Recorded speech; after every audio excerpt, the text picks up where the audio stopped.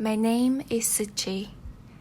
As an educator, as an international living in the US, and as people of color, I always find myself contemplate on the word diversity. Diversity means differences, different wants, different needs, and different interests. Yet, it allows the collision of opposite opinions, expansion of one's mind, and the formation of interdependence. Diversity can imply division and segregation, but also when applied correctly, it can converge different paths and becomes a bridge. With this in mind, I embarked on my journey to Auckland, New Zealand. For a month, I interned at a local middle school with learners of diverse backgrounds.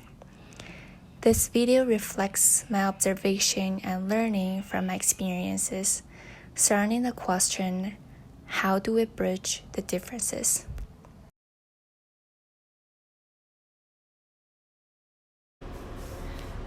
To bridge is to invite their voices and participation, to invite through getting to know who they are, who they want to become, and what is important to them. To invite through recognizing their identity, their way of knowing, and to invite through seeing, laughing, and growing with them.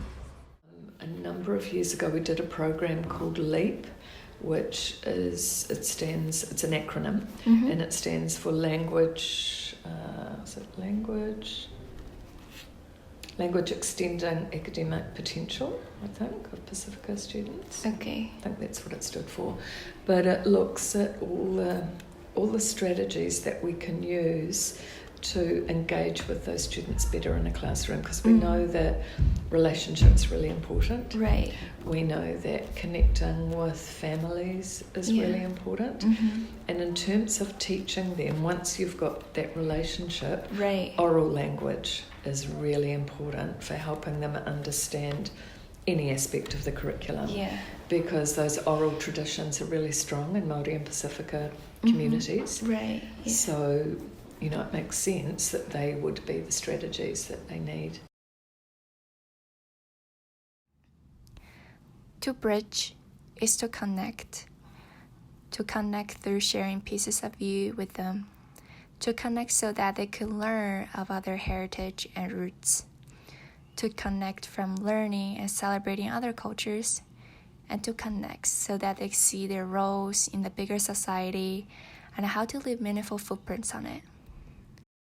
Ethnic groups and not just Māori and Pacifica students, is making sure that we have resources that speak to their cultural heritage or things that they're familiar with. And that's where in New Zealand we've got the school journals. And they do that really well for literacy. So you could open any journal and you would find that there are articles about different ethnic groups, and a lot of them using Māori words as well, because you will have noticed that. To bridge is to confirm their values, their cultures, and their worth, to be curious about their interests and passions, to provide with unwavering support, and to cheer for them. All cultures, we have an international week, which is amazing. So because Māori are our indigenous culture, our indigenous people, we ask them to do their whakapapa. So they talk about there's a special way of saying it. So what their mountain is, what their river is, who their mother and father are.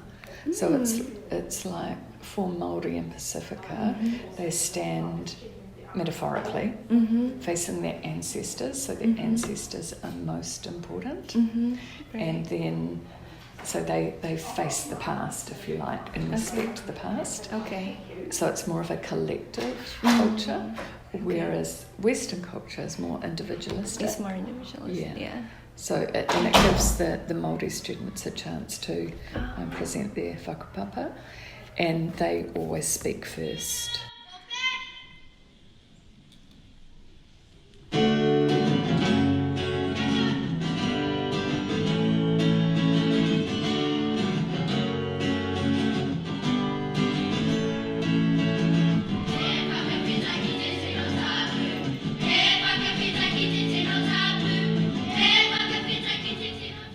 To bridge is to empower, to bring out their potentials, to create the equal access to opportunities, and to strengthen the bond between culture and knowledge.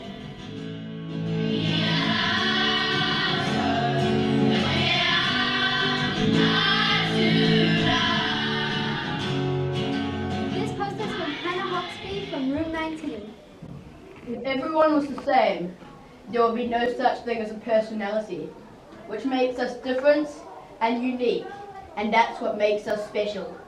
It's like saying, what would the world be like if there were one culture? Cultures wouldn't exist. We are one. Don't judge someone by their colour. Racism.